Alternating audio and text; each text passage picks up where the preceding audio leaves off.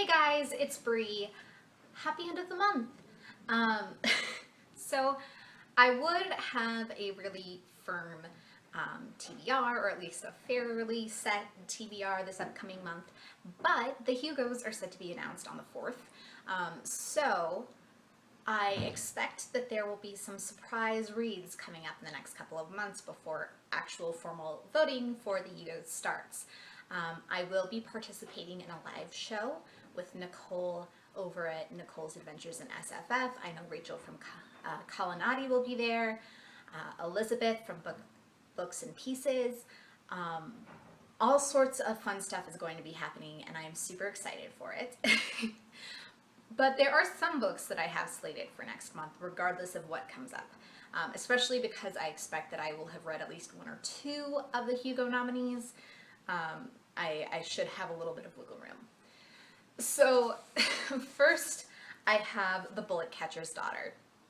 This is the BookTube Reading Buddies pick of the month, and this is about a young girl whose father was a detective, and now she is trying to solve the mystery of a disappearing aristocrat.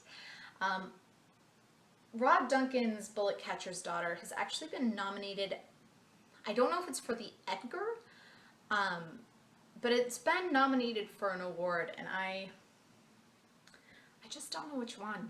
But this is the BookTube Reading Buddies pick of the month, and I'm actually pretty excited because I have on Kindle the sequel to this as an ARC, and that is Unseemly Science, so that should be a fun time. I also have The Shadow of the Wind by Carlos Ruiz Zafon.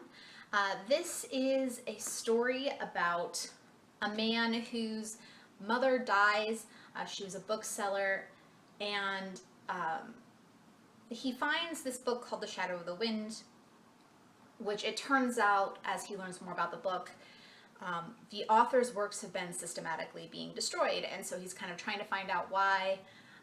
It's kind of a big mystery. It takes place in Barcelona in 1945, so that's of course an interesting setting. I'm going to be reading Countdown to Zero Day. This is by Zetter, and it is actually a nonfiction book about Iran and Iran's nuclear policy and some of their IAEA, which is the International Atomic Energy Agency, kind of dealings. So I'm excited to read about this. I don't know much about Zetter.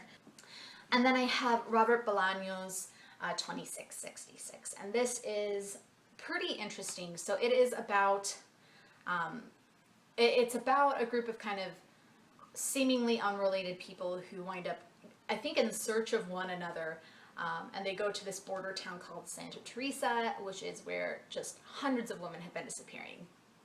Bolano is from Chile, but he spent a lot of his adult life in Mexico and Spain. He died ridiculously young, at like 50 years old.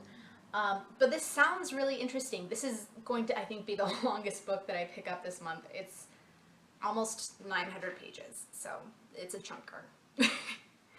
And then I also have Hannu Rajaniemi's short story collection that I'm going to be picking up this week. I got it, or not this week, this month. I got it as an e-arc off of NetGalley. I really like Hannu Rajaniemi. I read his La Flambure series a couple of months ago, and while I haven't completed it, I've really enjoyed it. So that's kind of an exciting thing. I was really excited to get the approval from it. So I hope you're having a fantastic reading week. If you have read any of these books, let me know what you think. Let me know if there's anything I should be just running to pick up. I hope you are enjoying yourself. I hope you're enjoying the spring. I'll talk to you later. Bye.